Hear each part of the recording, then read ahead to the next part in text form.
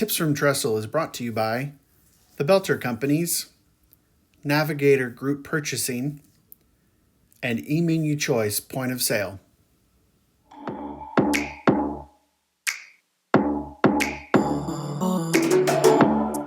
Welcome to Tips from Trestle. This podcast is dedicated to discussing the senior living industry with a unique focus on food, hospitality, and leadership.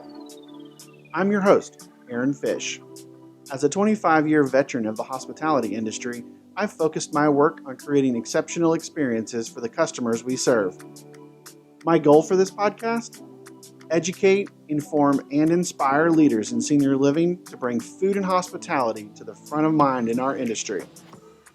Let's bring the innovative and passionate spirit of hospitality to everything that we do, for the residents, families, guests, and employees we serve each and every day. So what are we waiting for? Let's get to it.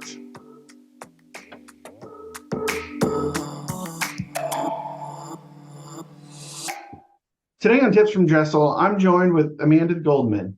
Amanda obtained her BS in dietetics from Miami University and her MS in clinical nutrition from the University of Kentucky. She completed her dietetic internship at UK Hospital. Amanda is currently the healthcare industry sales strategist for Gordon Foodservice. In this role, she utilizes her background to serve as a segment customer, operational, and financial subject matter expert for the national healthcare sales team. Prior to this position, Amanda was the system director for the Catholic Health Initiative's Food and Nutrition Services national program. At CHI, she helped implement room service dining, healthy food initiatives, as well as guest satisfaction and comprehensive malnutrition programs. She volunteers on a number of committees affiliated with the Academy of Nutrition and Dietetics. She's also a member of multiple dietetic practice groups and a past chair of management in food and nutrition systems. In addition to this, she is an Association for Healthcare Food Service Industry Advisory Board member, a past president of the Kentucky Academy of Nutrition and Dietetics, and a member of the ACA-NCAL Customer Experience Committee. She is passionate about food and nutrition and has been speaking for several years at multiple state and national association events on a variety of topics. Amanda, thanks for joining me today on Tips from Trestle. Thanks for having me. I'm excited to be here. Yeah, so first things first, healthcare industry sales strategist. So kind of tell us exactly what you do with that big wordy title. I know it's really, really beneficial for the industry, for sure. Sure. Well, thanks. And it is a long title. I really don't, I should just hit the play button right when I go into my information about it. But as you mentioned, I am a registered dietitian by background. I'm also an operator by background. So that really is my wheelhouse per se. And so in my role as the healthcare industry sales strategist with Gordon Foodservice, I support our healthcare business across all of our divisions, which also includes senior living, acute care. And primarily I work with our chain business, but I really work with the strategic pieces of being able to go into an operation, to one of our customers' operations, and helping them with their operational reviews. So if they're wanting to elevate their patient satisfaction or their resident satisfaction, if it's in senior living, or they're looking at labor productivity, or they're looking at how can we decrease food waste, or how can we increase our retail revenue, either in our acute care cafe or maybe in our senior living bistro or our restaurant. Mm-hmm. So I do all of those types of things. And that's one thing that I really enjoy doing, again, because my background's in operations. So I love kind of getting into the kitchen, and that's really my sweet spot. And then I also do a lot out in the industry. So I represent GFS, as you mentioned, on a number of different industry boards. I do a lot of speaking at some of the national conferences. I tag team a lot of times with some of my GFS colleagues, and do a lot of, we co-present at different events on a variety of topics. And so I really enjoy doing that as well. So I would say those are probably the two biggest pieces of my role. And they absolutely keep me hopping, keep me busy. And I work from, partly from home office, and I'm traveling around the rest of the time, either supporting our customers or out at industry events, and then bringing back information to our teams and to our customers. Yeah, I've definitely seen you out and about on the association circuit. So yeah, you're definitely one busy lady. And so I like to One of stay busy, so it works yeah. pretty well. One of the things that caught my eye for us to get together and chat was you did this trip to Italy a few months back, and I was like, oh, that seems really cool. That might be a fun thing to talk about. But then as we got to talking more in prepping for our conversation, it really was a much bigger thing than just a really cool trip that had some things to it. It really was more about the Mediterranean diet and how this is something that, how can we bring this to more menus in healthcare and senior living? And so I really want to dive into that because I know this is something that you're passionate about, something that you really are driving for the industry. And so I'd love for you to kind of tell us how this whole thing got started, and we can kind of talk through how you're working through that. Absolutely. So it really actually has become quite a passion project of mine. Not something that originally started, but I'm going to go back a few years and back to when I was in my prior role prior to Gordon Food Service. When I was an operator with Catholic Health Initiatives, I was a system director and led the operations for a number of our food nutrition services departments. And I was also still involved with the industry from a dietitian standpoint with the Academy of Nutrition and Dietetics. And a colleague of mine who was on an executive committee with me, Mary Angela Miller, who she is actually from Ohio State University. She used to run many of their ancillary departments and is still a clinical instructor in their medical school. So Mary had reached out and she was going to be moderating a panel for something called the Mediterranean Diet Roundtable, MDR for short. And so she was telling me about this. It's really a think tank that was started back in 2015 by a wonderful lady named Daniela Puglielli, who is originally from Italy and she currently lives in Boston. And she has her own public relations firm, and she was doing this MDR kind of as a side project, really, but it's really expanded quite a bit. So it's a think tank of physicians and dietitians and chefs and food industry personnel and HR folks and just anybody that's interested in food and culinary.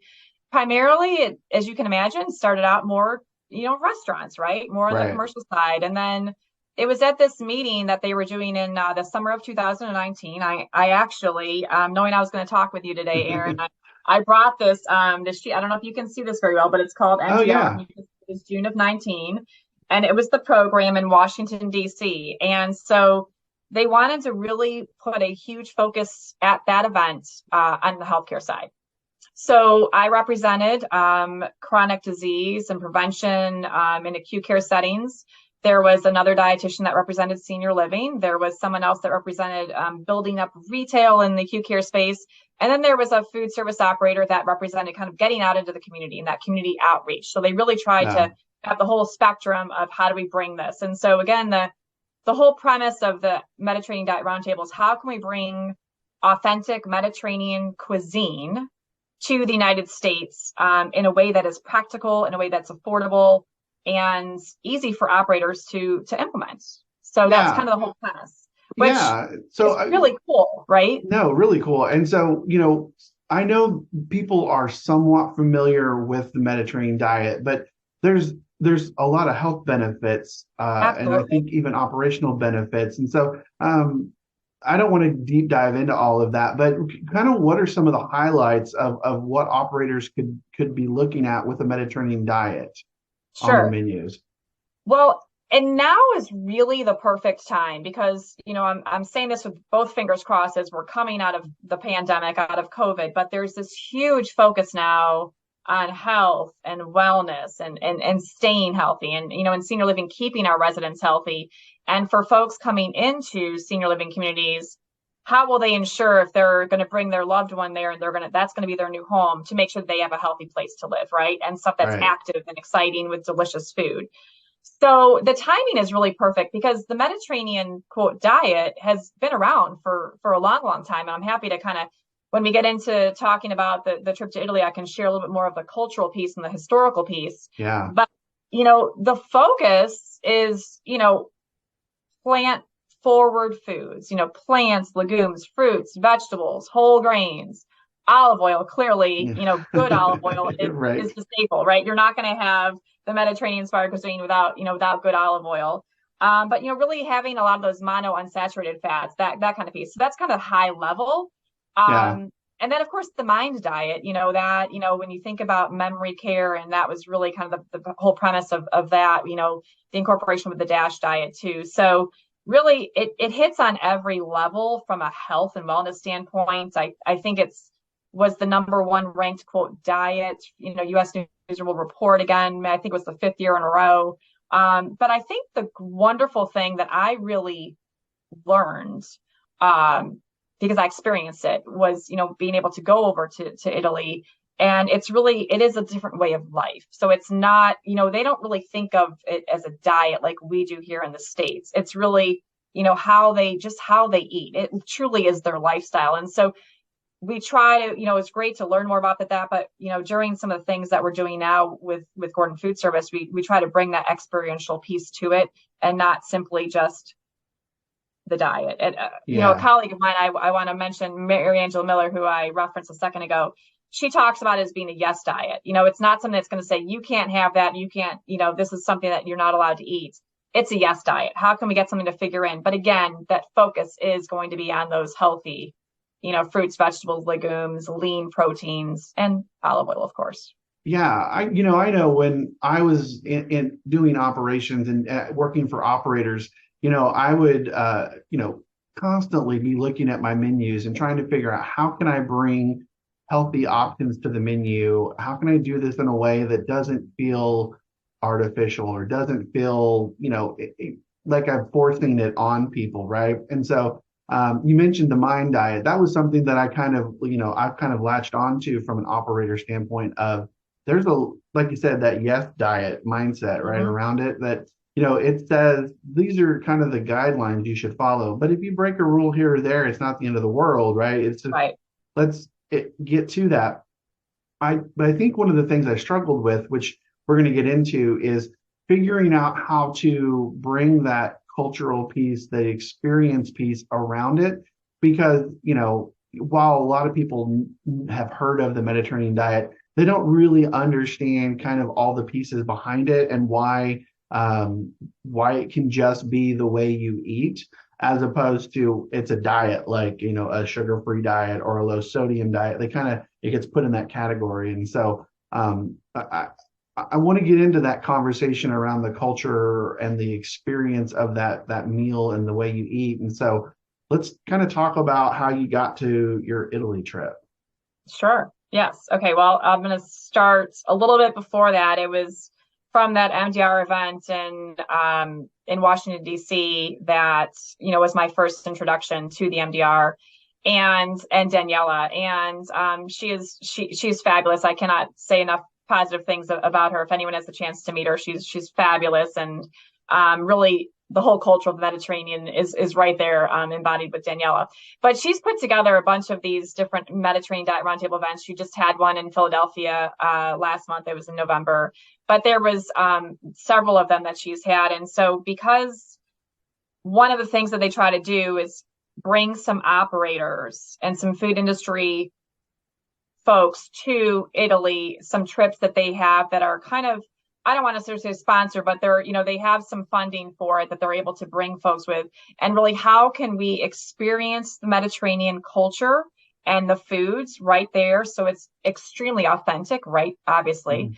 And then also being able to have conversations with some of the producers there in Italy, and thinking about, how can we make, they want to sell their products to the United States, not just to Italy, right? Right. So how can we give them ideas, thoughts of what would be appropriate for us in the US? What are our customers looking for? What are operators looking for? And so that was really the premise. And so having been involved with a couple of the MDR events, speaking at some of them and attending some of them, I was completely honored to be asked to go and represent GFS, at this event. I'll say, a couple of dear colleagues of mine that were also at the event, that are also very involved with the Mediterranean Diet Roundtable are, Rafi Taherian from Yale University, Ken Toon from UMass Amherst, Those two gentlemen have really incorporated amazing Mediterranean concepts into their operations where they are. They're really leaders in this space. And there's some others that have gone. Mary Angela Miller did go to one of the other trips. And so having that opportunity and being able to kind of talk about it from a distributor standpoint, and, in my current role, being able to support, multitude of customers across all of our divisions, it really just, it made sense to be able to go. So to be able to experience it, but then also to sit on a couple of round tables. One was at one of the locations, and the second one was in Rome. Was really an incredible experience to be able to do that. So I was very honored to be able to attend. Yeah, and so the idea of trying to, it's not just like let's learn about the food. It sounds like it's more of we've got to understand how do we get these products here, because they're a little bit more traditional. They're going to be more in line. They're going to be produced in line with the diet, but also kind of understanding the cultural aspect of it, and learning how to communicate why they eat this way, this is the way they dine. And so, what sorts of things did you guys experience? Obviously, you didn't just go over there and have a bunch of conversations and sit in a ballroom somewhere. Today, I want to tell you about one of Tressel's senior living partners, Belter. Belter is a food service design, equipment, and supply company that has been providing expert guidance to the food and beverage industry for nearly a century. A strategic partner to the most successful food service operations in the country, Belter provides support in kitchen and bar design, equipment procurement and install, and supplies. Their team of senior living food service experts have experience across the continuum of care. From independent living to skilled nursing and CCRCs, Belter specializes in right-sizing new facilities, modernizing remodels, and providing the right food service equipment and supplies. At Belter, they are committed to creating memorable experiences for their customers and their guests. With their top-notch team and a global network of quality supplier partners, their customer-focused approach is built on a foundation of collaboration and decades of industry experience. So thank you for considering Belter for all of your food service needs. No, we did not do that at all, actually. No, we didn't do that at all. I don't think I saw a ballroom there, but I did see a lot of amazing places. So had the opportunity. First, we, went into the Naples area, and Satara, the port of Satara was really, I think, the first place.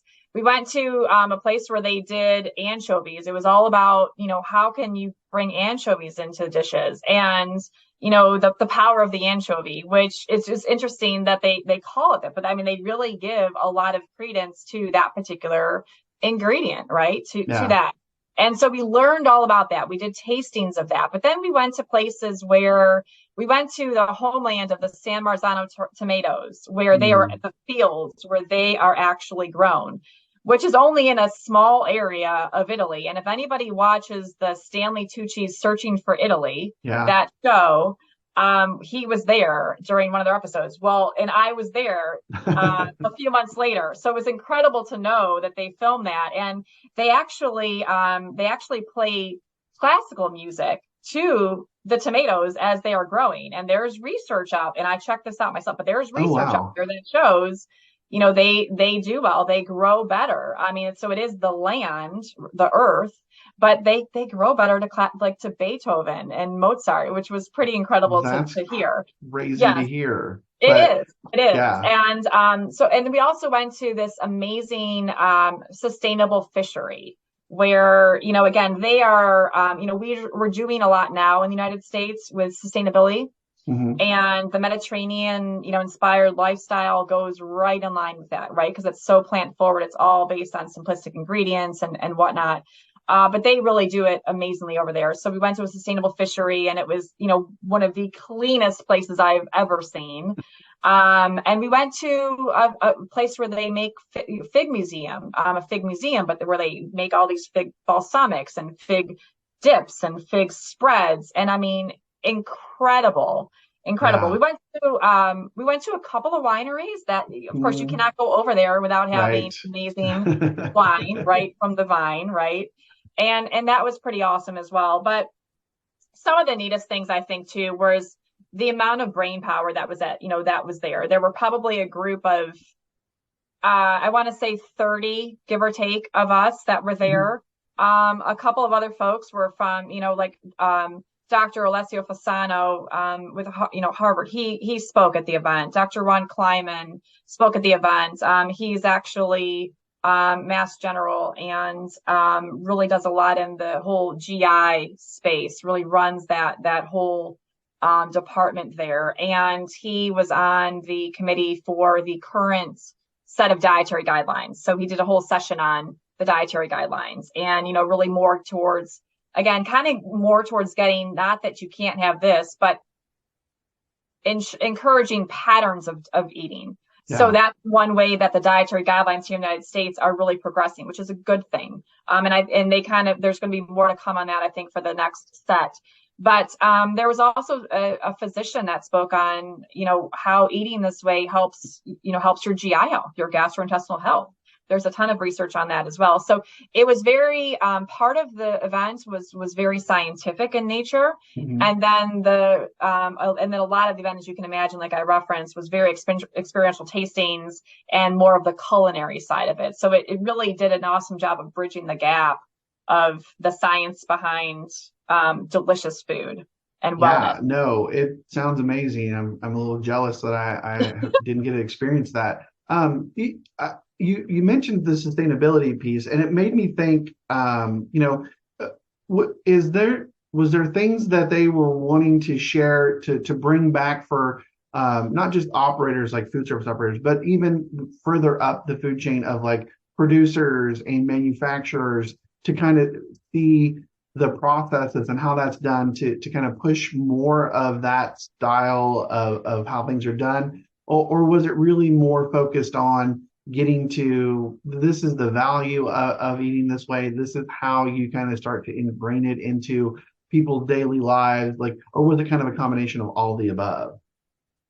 It really was a combination of all of the above. I mean, I think sustainability dovetails perfectly with Mediterranean inspired cuisine, Mediterranean dining, because it has to. But in terms of some of the places that we visited, I mean, the passion that the owners or that the presenters discuss their product or the figs or the anchovy or the olive oil, it was just oozing out of them. They're absolutely passionate about it. They've grown up with this. There are so many, you think about longevity, right? Well, Right. longevity in several of those areas of the world have a longer lifespan than we do on average here in the United States. So they're definitely doing something right, but just the way that they care for the lands and how they care for their food and how everything was presented was so pristine. They take a lot of pride in it. Like I said, with the sustainable fishery, I mean, those places that we went to were the as clean as you can imagine. I mean, you could, not that you're going Yeah. to want to eat off the floor, but you could eat off the floor. I mean, any survey process that they have, I mean, I would have been surprised if somebody didn't get, 100%. I mean, it was really incredible, as a former operator and, always kind of having, you know, some kind of survey regulatory process on my mind. Yeah. I went through that and I do a lot of that because I help our customers get ready for surveys, a lot of times. And so I'm looking around, I'm like, these places they're incredible, again, Yeah.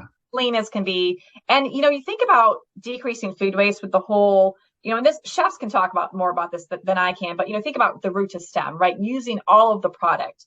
They really functionally do that automatically. It's hardwired into what they do. It's not, I mean, yes, they're teaching their employees, their team about that, but it's ingrained because they've grown up that way as well. Yeah.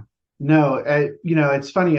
You were talking about like the way things are set up and how they maintain things. I just think about conversations I've had, and I talk about like your data points, right? Garbage in, garbage out. Like it's almost kind of that same mindset of, if you don't put the care in how you're producing and how your inputs into the food, well, maybe you're not going to get the highest quality out of it. And so it you wouldn't necessarily put two and two together to get there initially, but it just makes so much sense as you're talking through it, and we think about all the high quality that comes from, what they're producing. And so, um, Sure.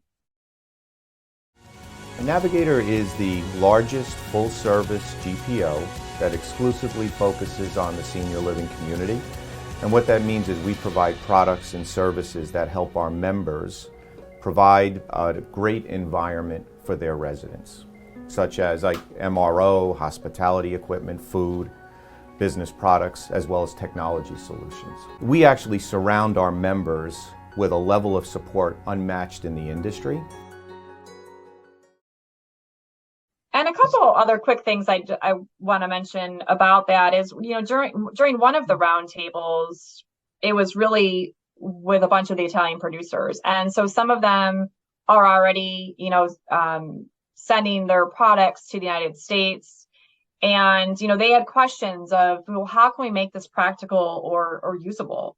And so we talked about, if we're thinking about a senior living community or a hospital or a university, in food service, we have pack sizes, right? That right, need to come in, and affordability, and the quality pieces to that. So kind of like thinking about what's somebody's price point. So we were able to talk about all those different things from, again, the whole non-commercial side, whether you're thinking about acute senior living, CNU, K through 12. And so that was really a great opportunity for us to share what we're looking for as a whole in the United States with this particular group. And it's amazing the work because, a lot of these products are already here in the United States and they want to, just like anybody else, they want to grow their business. yeah. And it's really wonderful because it just gives a great opportunity to enhance the ingredients that are there from an authenticity standpoint. And it's exciting to kind of be a part of that. Yeah. Well, and I also think about, the nature of just competition in business in general, right? Like the more of that kind of high quality product that's in the market, people are going to want more of that, more options of it. And so you may get producers and manufacturers here in the States to kind of drive a higher quality just because they want to compete with that as well. And so I definitely see the benefits that can bring for both sides. And so, Absolutely. And looking uh, at the price point too, I mean, we that going in, what's going to be the right product for the right customer. But being I, able to kind of have those, have these initial conversations is really great because you can kind of see what's coming, and it's great to have a little bit of a preview to that. yeah, no, definitely. And so you spent all this great time in Italy. You had all these great conversations. You've seen all this wonderful product. So, well, what's the next step? What are you guys? What are you doing? What can people see out there? How are we starting to bridge that gap on education and all of those things about the Mediterranean diet? What can we expect from that? That's a great question, and I appreciate you asking. So even right before this trip to Italy came about, at one of the other MDR events that was about a year and a half ago in New York, one of our chefs, that's one of our culinarians, our culinary specialist with Gordon Food Service, Chef Derek Siegfried, who's out of our New England division, he and I, along with some others, were at one of Daniela's MDR events, and we had this idea: why don't we do something similar? And so, long story short, we thought, let's do a symposium for our team. It was kind of, we at that point, we thought we were coming out of COVID. We weren't quite there yet. But we had just actually were in the process of renovating our test kitchen in our New England market. And, my thought, since I support all of our divisions, was let's have a symposium and hopefully we can have it in multiple divisions and offer it to a wider scope. And Derek said, that's great, but if we do one, I'd love to do one, where I'm based out of. And I said, great, let's be the first one. And so it kind of just started with the two of us having this, it was an idea, right? Right. And then, we had a couple of conversations about it. We talked to a few other folks with Gordon Food Service, and it started to grow some legs. So for about 8 months after that initial conversation, actually it was earlier this year, last February, we held our first Mediterranean-inspired symposium at our Gordon Food Service Distribution Center in Taunton, Massachusetts, which is outside of Boston. And we call it Dining Innovation, a Mediterranean Mindset. And so what we do is it's a day where we offer 5 free continuing education units for chefs, for certified dietary managers, as well as for dietitians. And so just from that standpoint, people, it gauges their interest. But also it's really a way that we can help make Mediterranean inspired cuisine approachable to our customers. And so the customers it's really geared towards our non-commercial. So again, K-12, CNU, acute care, as well as senior living. And it's we've got learning objectives, as you can imagine. It's a CE. Where you can learn about the cultural background. How can we bring some culinary strategies to implement this into your operation? What are some of the health and wellness benefits about it? And so it's really been pretty amazing. We have a combination of some of our own internal Gordon food service speakers, myself being one of them. We also have some of our other dietitians that participate, some of our chefs. They show some street level research that we do in either Chicago, LA, or New York, which is pretty awesome. There's a ton, of course, all the trends that we see in the non-commercial space that come from commercial, right? They come from the restaurant. So we try to tailor those a little bit, and they get to share that culinary piece, and they get to also taste a lot of amazing dishes that our chefs prepare for the breakfast portion as well as for our lunch. And then we have some external speakers. So Daniela Puglielli, the founder of the MDR, she comes, and I have her to kind of help to lead it off in a sense, and she really gives a lot of the cultural background about it. Mary Angela Miller comes, and she speaks. She did a series. This is a podcast. She did a series of podcasts during the pandemic where she interviewed multiple Mediterranean cookbook authors. And so she talks about that. And that's just, if anybody likes food, which we all do, it's just, they're very cool and unique to listen to hear these chefs and, these cookbook authors talk about why they wrote the book or why they chose what recipes. And Mary makes one of the recipes, and she tells how she's not a chef by trade, but she loves doing it. And she tries to, again, to make it approachable. And then we also, I moderate an operator panel where I bring in usually 3 operators that have some Mediterranean concept, or maybe they're thinking about starting one operations. So we've had, we've had folks from Campus University. Ken Toon came and spoke at one of them. We had a chef who was in K through 12, so for a school district. And people say, well, kids don't like Mediterranean. That's what I hear. Well, how am I going to get a kid to like Mediterranean food? Well, they do little tastings, just like we're seeing in senior living, because the same thing, like I always say, yes, everyone will always love their meatloaf, mashed potatoes, and green beans, but they can also try new foods that are extremely flavorful, simplistic to make, and delicious. And so the whole thing that came out of her comments were, tahini is the new ranch. I mean, they have all these kids trying hummus, trying little bits of Greek salad, trying olive oil, trying tahini, and, dipping vegetables in it. And, so we're not trying to, force a whole change of somebody's menu. It's just introducing, baby steps, an ingredient here, a recipe there, another menu item there, or maybe incorporates one in an event, doing like some celebratory event.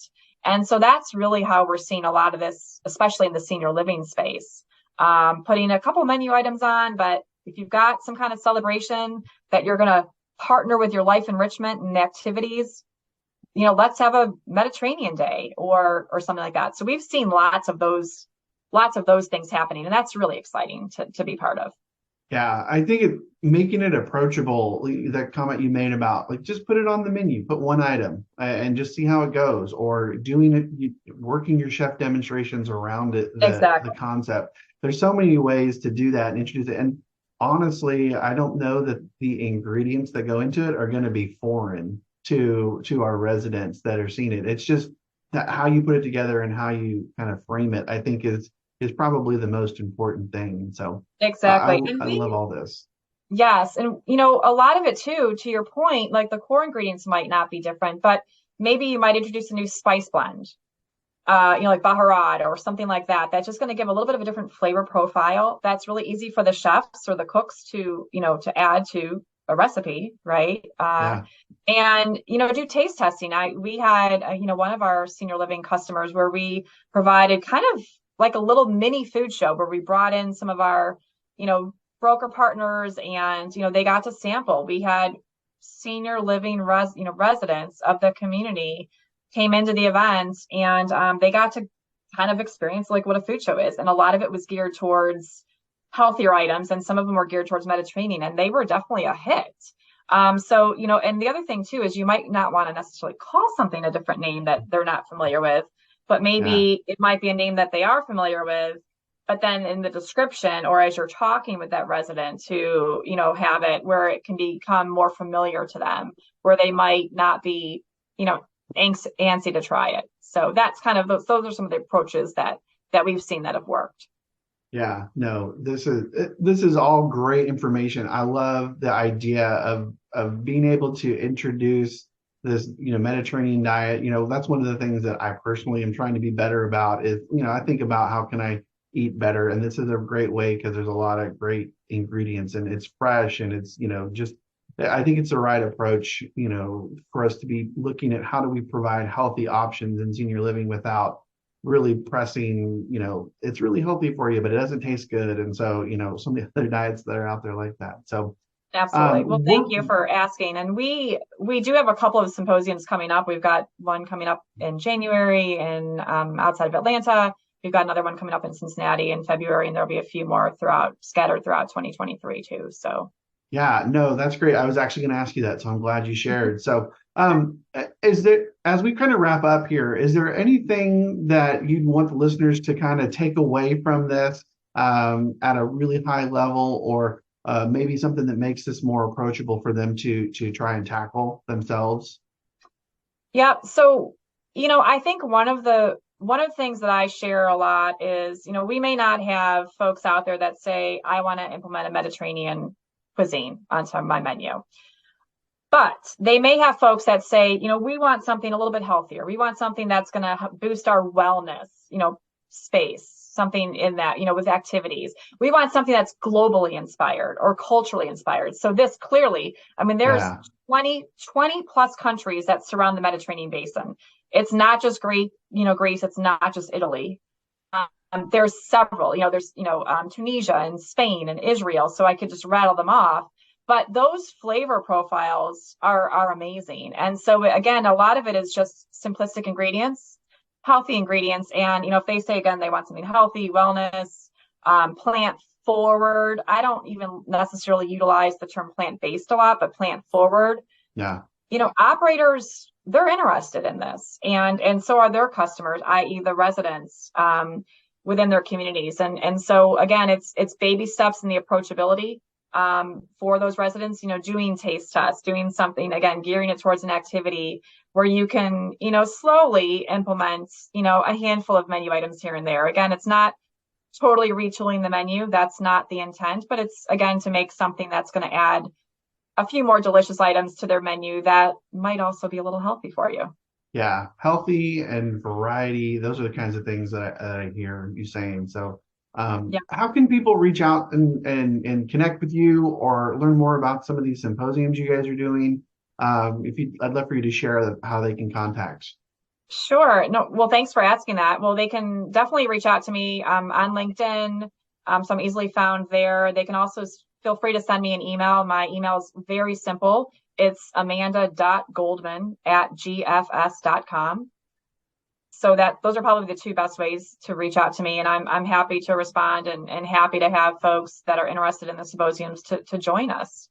Like I said, we've got probably a handful of them coming up within the next year. And so we try to make it geographically available for a lot of different areas. Awesome. Well, Amanda, this has been a great conversation. I love learning more about how operators can take advantage of this and the work that's being done to introduce it to more. So thanks so much for joining us today on Tips from Trestle. Thank you. I appreciate it.